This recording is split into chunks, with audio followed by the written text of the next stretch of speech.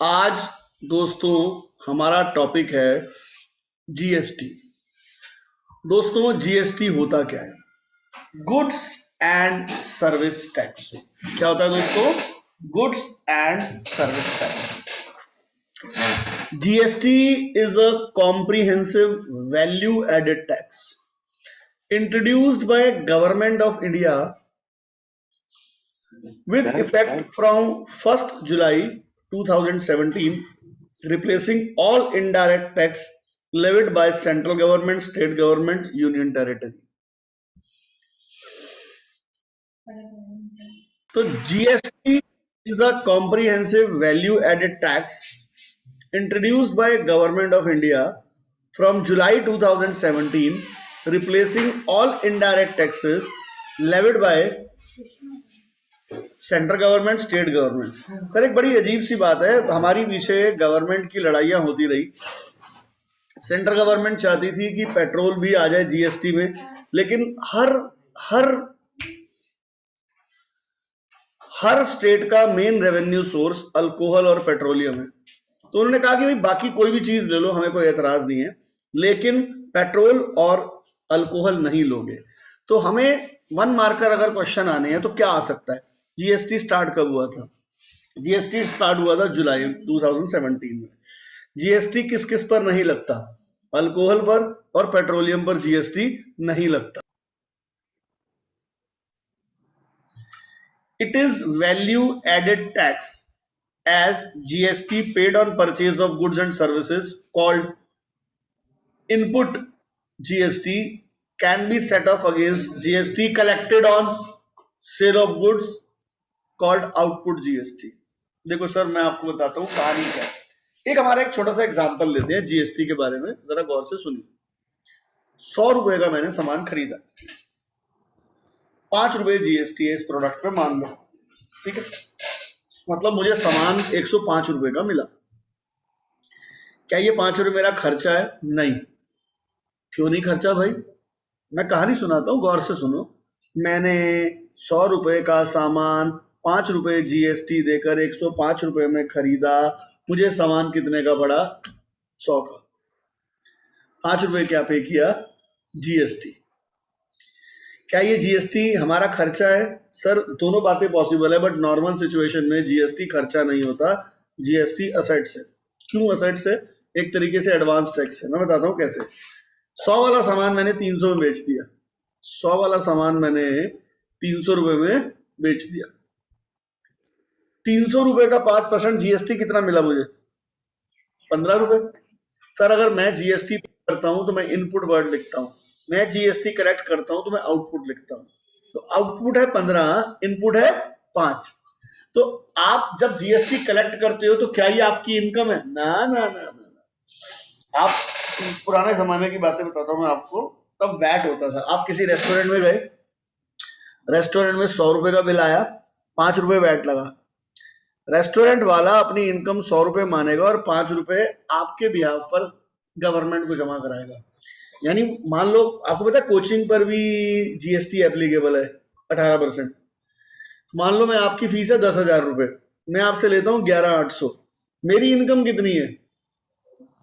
वो जो 1,800 रुपए मैंने एक्स्ट्रा लिया वो मेरी लाइबिलिटी है कि मैं सरकार को दूं।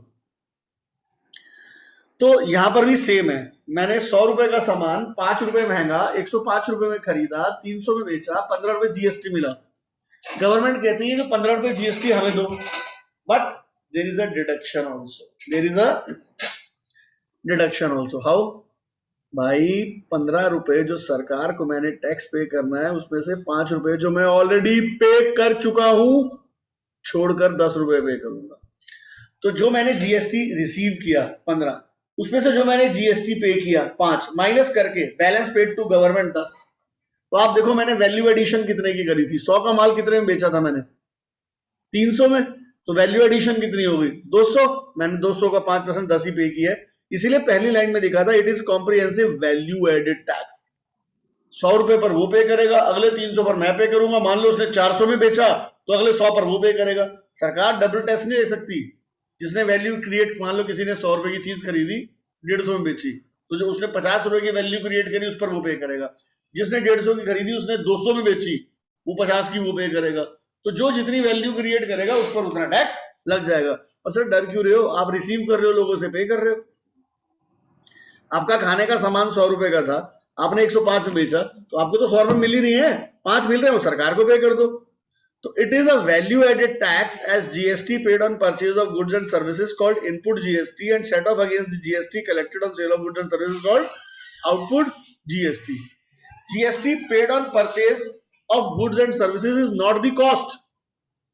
क्यों कॉस्ट किस बात की, जो मैंने 5 रुपए एक्स्ट्रा पे किया अल्टीमेटली तो मैंने सेट ऑफ करा लिया, because it is set of against GST collected on sale of goods and services.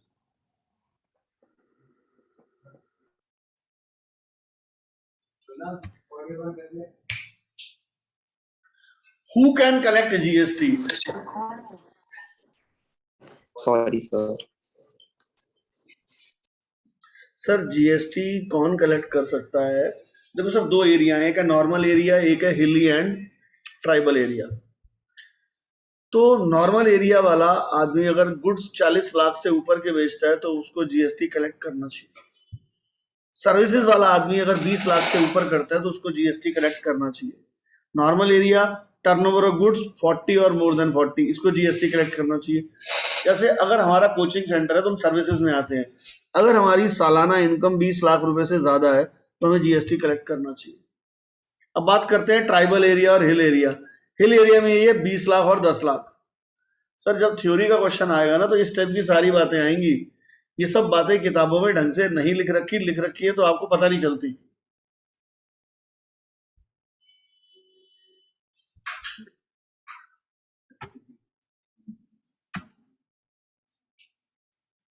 GST के दो रेट सिस्टम होते हैं, सिंगल रेट, डुअल रेट.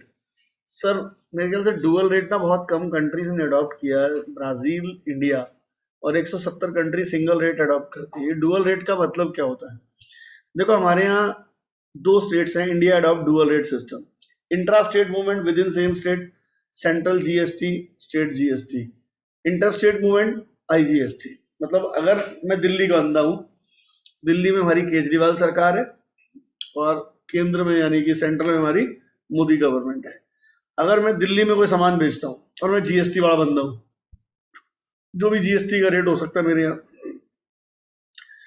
अगर मैं दिल्ली का बंदा हूं तो मान लो जीएसटी कलेक्ट करता हूँ 12%, 6% मैं दूंगा मोदी को और 6% दूंगा मैं केजरीवाल को, यानी दो टुकड़ों में बांट के दूंगा. दिल्ली टू दिल्ली दो टुकड़ों में बटेगा. Delhi to Mumbai inter state movement, एक स्टेट से दूसरी स्टेट, सारा का सारा आईजीएसटी इंटीग्रेटेड मतलब कंबाइंड जाएगा मोदी के पास. डरने वाली कोई बात नहीं, मोदी साहब दो जगह रिसीव करते हैं, सेम स्टेट में भी आधा रिसीव करते हैं और इंटर स्टेट में तो पूरा रिसीव कर रहे हैं. तो ये जो भी जीएसटी सेंट्रल गवर्नमेंट रिसीव करती है उसका 67% पोर्शन एज पर दी डेमोग्राफिक कंडीशन, आबादी के हिसाब से वापसी स्टेट गवर्नमेंट को दे देती. कोई दिक्कत वाली बात है नहीं. तो जीएसटी में हमारा India dual rate system adopt करता है. इसका मतलब डुअल रेट का मतलब अगर दिल्ली टू दिल्ली सामान बिकेगा तो 2 जीएसटी होंगे, 12 ही होगा, लेकिन 6 मोदी 6 केजरीवाल. अगर इंटर स्टेट मूवमेंट है तो 12 है लेकिन मोदी को देंगे. मोदी कैसे बांटता है, क्यों बांटता है, हमें इस बात से कोई मतलब नहीं है.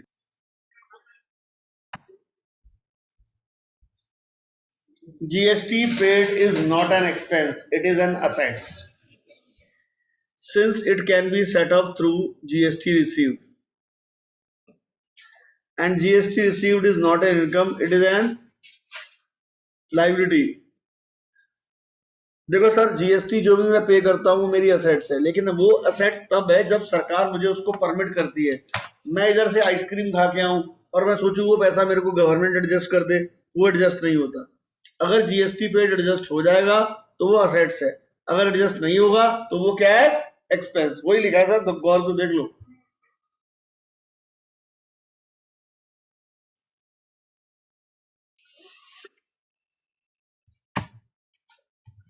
सर 5 रेट है जीएसटी के. पहला है, नोट नहीं किया था अभी, दोबारा वीडियो देख के कर लेना. 0% जीएसटी कई चीजों में लगता है सर. मास कंजम्पशन, फूड ग्रेन्स खुला. तभी रिलायंस वालों ने खुला, बेचते नहीं है दालें वाले, दूध, सॉल्ट वेजिटेबल। आपको पता है विग पर नहीं लगता, हेयर पर नहीं लगता, यानी जो औरतें और आदमी गंजे हो जाते हैं, वो जो विग, नेचुरल नॉट सिंथेटिक बाल, जो ओरिजिनल बाल लगाते हैं उस पर भी नहीं लगता। ठीक है सर, नोट करो ये 5% किस पर लगता है? वेजिटेबल ऑयल, अच्छा जी। शुगर, चाय पत्ती, फ्रूट्स, फ्रूट्स को थोड़ा मतलब माना गया कि ये लग्जरी आइटम है, हल्की फुल्की। जितनी ज्यादा लग्जरी आइटम उतना ज्यादा वो। देखो सर, फ्रूट पर 5% है, जूसेस पर जिनको आलस है कि अपनी वो जो ग्राइंडर मिक्सर पर जूस नहीं निकाल सकते, उन पे 12%। घर पे निकालो, फ्रूट लाओ, 5% जीएसटी पे करो। और अयाशी पैक्ड जूस पीना है, लो जी 12%। घी पर 12%, एलमंड 12%, पैक्ड घी, बटर मिल्क, लस्सी 12%। करिए नोट, ये भी कर दो जल्दी। जैसे जैसे लग्जरी आइटम बढ़ती जाएंगी वैसे वैसे टैक्स बढ़ता जाएगा। देखिए सर, अब 18%। Capital goods, machinery, hair oil, hair oil कौन सा? बालों में लगाने वाला, शैम्पू, ठीक है जी। 18% लगता है मशीनरी कैपिटल गुड्स पर, हेयर ऑयल पर। मुझे लगाते कौन से तेल वेल, जो भी, I don't know the name, any तेल, एनी ऑयल दैट इज, ठीक है। डाबर आंवला, आलमंड ऑयल। शैम्पू तो नहीं होना चाहिए, गरीब आदमी तो साबुन से ही बाल धो लेता है मेरे भाई। शैम्पू कहाँ लगाता है? अब आप मामास अर्थ यूज करते हो, अब तो बॉडी वॉश चल रहा है, साबुन इस्तेमाल ही कोई नहीं करता। बोलो फिर तो जितना बॉडी शावर जेल, जितनी भी अय्याशी वाली आइटम है, सब पर रेट बढ़ता जाएगा सर। जेन्युइन बात है सर, मतलब they are luxury item basically. आओ, अब 28% किस पे लग रहा है? TV, fridge, AC, car. अब दोस्तों आपको एक इसका रामबाण तरीका बताया जाए कि दिनेश सर ऐसे तो हम टैक्स पे कर करके मर जाएंगे, इसलिए जितने बिजनेसमैन है गाड़ी, एसी चाहे घर पे लगाएं, दिखाते हैं दुकान। बिजनेस के नाम से सर करते हैं ना वो। मैंने अभी एयर का वो लिया, आईपैड, मैंने उसको अपनी, मेरा एक करंट अकाउंट है आरकेपी एंटरप्राइजेस के नाम से, मैंने उसको वहां का बिल कटाया, तो जो 10,000 रुपए मैंने जीएसटी पे किया वो मैं वसूल कर लूंगा। सर मैं जीएसटी जो रिसीव करूंगा सेल करके, उसमें से जीएसटी पे करके मैंने माइनस कर दूंगा, तो 10,000 मेरे बच गए। तो इस तरीके से ये रेट्स है 5 जीएसटी के। आगे चलते हैं sir. Sir GST is not levied on, GST is not levied on, कहां जीएसटी नहीं लगता? सैलरी वेजेस पर नहीं लगता सर, एजुकेशनल सर्विसेज पर नहीं लगता सर, स्कूल फीस की बात कर रहे हैं, कोचिंग वाली पे लगता भाई, इलेक्ट्रिसिटी बिल पर कभी नहीं लगता, पानी के बिल पर कभी नहीं लगता, हेल्थ सर्विसेज, कंसल्टिंग ओनली, इस पर नहीं लगता, interest, supply of services to government, इन पर जीएसटी नहीं लगता। देखिए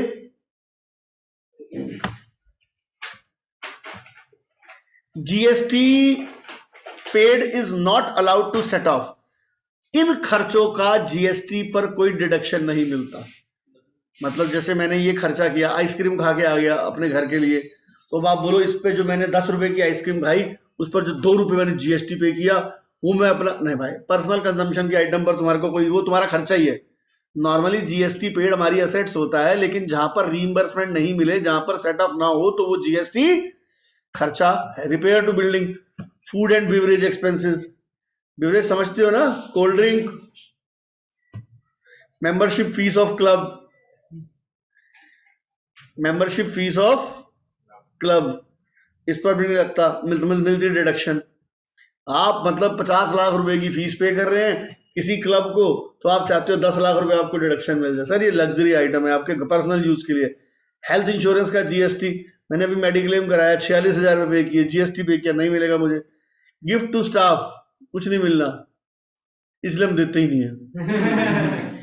डोनेशन नहीं मिलेगा, डोनेशन की जीएसटी पर मिलेगा, जो डोनेशन टैक्स डिडक्टेबल होती है दोस्तों। सैंपल्स फ्री बांटते हैं, उस पर नहीं मिलता। ड्राइंग्स पर्सनल यूज के लिए, उस पर नहीं मिलता। Purchase of vehicle personal use के लिए है सर, ये सारी चीजें। दुकान के लिए खरीदा तो बिल्कुल मिलेगा, पर्सनल यूज के लिए खरीदा तो नहीं मिलेगा सर। चलिए नोट करिए सर।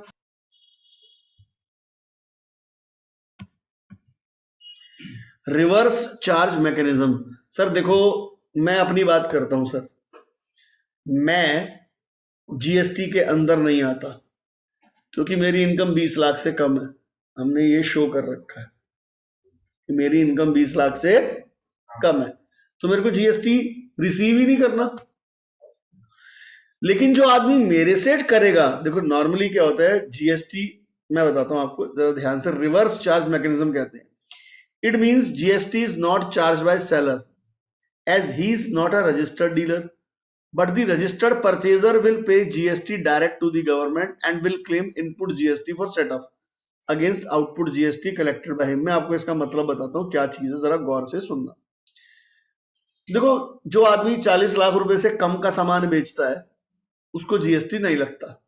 एक छोटा दुकानदार है, मैन्युफैक्चरर है, जिसकी सेल साल की 40 लाख से कम है, ना वो जीएसटी रिसीव करेगा ना वो जीएसटी पे करेगा। उसने 1 लाख का माल बेचा किसी को, जिसको बेचा वो जीएसटी, मतलब वो रजिस्टर्ड डीलर है, उसमें मतलब वो जीएसटी पे करता है क्योंकि उसकी इनकम 40 लाख से ज्यादा है।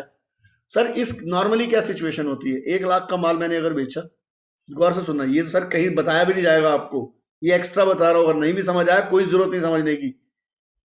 मैं बनाता हूं कैलकुलेटर, क्या बनाता हूं बच्चों? भैया मेरी इनकम 40 लाख से कम है, मेरी इनकम 40 लाख से कम है, मैं कैलकुलेटर बनाता हूं दोस्तों। मेरी इनकम दोस्तों 40 लाख रुपए से कम है, तो मैं जीएसटी रिसीव नहीं करूंगा।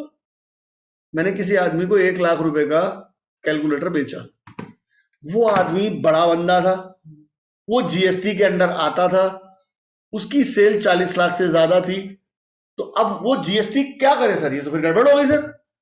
इस केस में वो आदमी 1 लाख तो मुझे देगा, और मान लो इस पर 18% जीएसटी बन रहा है, 18% खुद ही गवर्नमेंट को दे देगा और क्लेम कर लेगा बाद में। मतलब असूलन तो सर जीएसटी रिसीव वो करता है जो सेलर हो, लेकिन मैं तो ऑथराइज ही नहीं हूं क्योंकि मेरी इनकम तो 40 लाख से कम है, मैं तो ले ही नहीं सकता। तो इस सिचुएशन में वो आदमी जीएसटी पे करेगा किसको? गवर्नमेंट को खुद। मतलब ये अजीब सी सिचुएशन है जिसमें परचेजर खुद जीएसटी पे कर रहा है। तो सर उसमें वो तो ऐसे बताएंगे ही। सर बताएंगे क्यों नहीं, उस आदमी को तो पता है मैं जीएसटी में ये सामान आता है, उसको नहीं पता कि जीएसटी में सामान आता है। नहीं सर, तो चोरी मानी जाएगी ना सर। गवर्नमेंट ऐसे उसका रिकॉर्ड लेने आती है। सर गवर्नमेंट को पता है कि उसने कोई सामान खरीदा, ऑडिट होता है, अकाउंट सब कुछ होता है दोस्तों,